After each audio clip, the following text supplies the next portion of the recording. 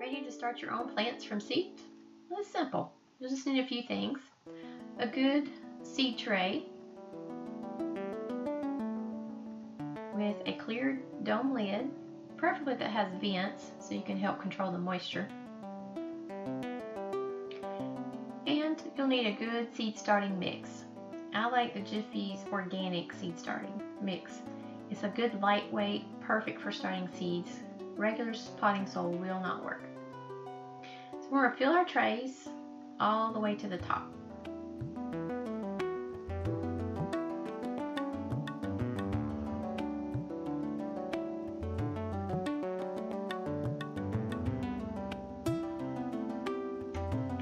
Now for my larger plants, I like to use these larger biodegradable peat pots. These can be planted straight into the ground in the garden once your seedlings are ready, and they'll gradually decompose over time, but it helps avoid disrupting the roots and avoids that transplant shock.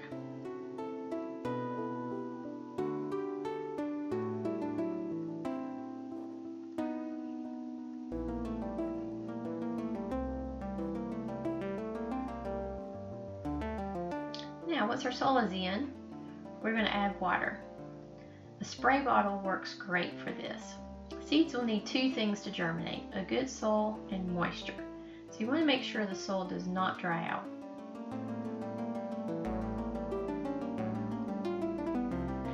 Once our soil is ready, we'll make holes to plant our seeds into.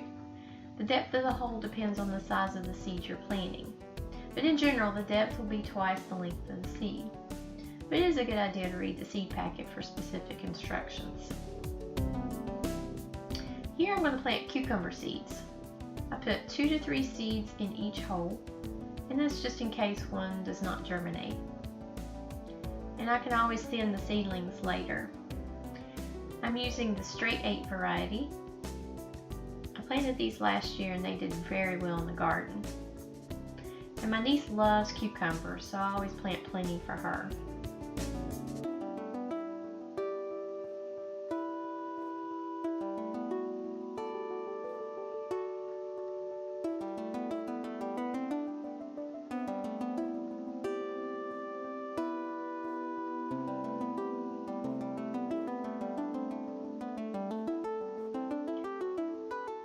We're going to cover our seed with our soil.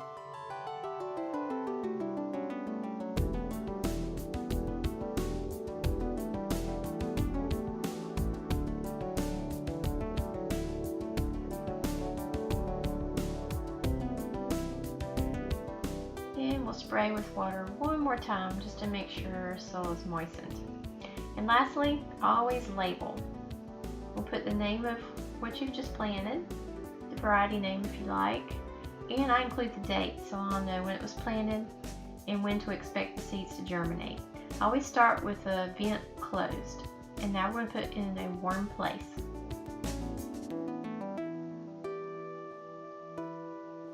Next I'm going to do beets.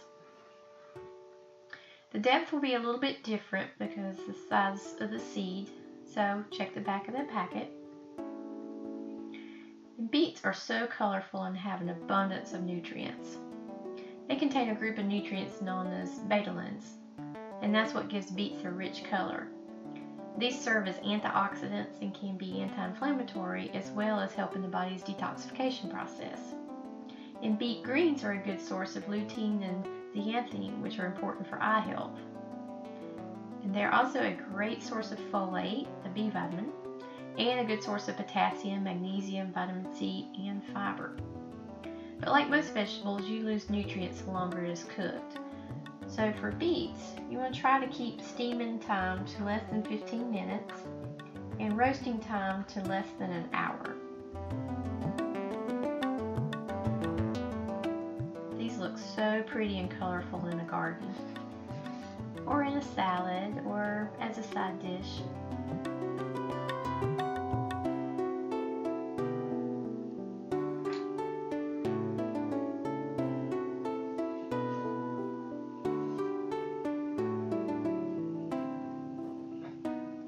Now we've covered our seeds, watered in, label, close our vent, place in a warm environment, Now the next one seeds I stored from last year, and I like to use containers, glucose strip containers or medication, prescription, even this canister from old film, but nobody uses film anymore.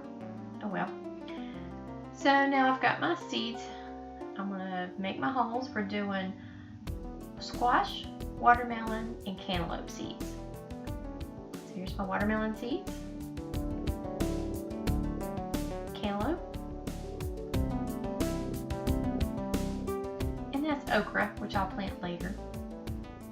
And we'll start with squash seeds.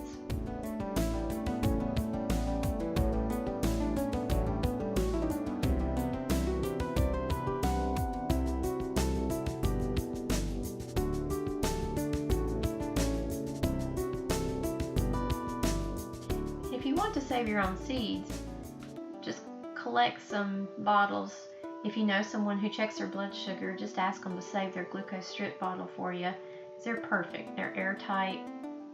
Light can't get in. Just make sure your seeds are good and dry. So now that we've got everything planted, we're going to water it in good and cover with our dome and place in a warm location. And in a few days, you'll see something emerging through the soil. We have our first little seedling coming through. I like the heat mats. This will help keep your seedlings at a good consistent temperature, somewhere between 70 and 80 degrees. And in a few days, this is what I have coming up in my cucumbers. So now we can thin it. Use scissors and cut it. You don't want to pull it up because it'll disrupt your roots.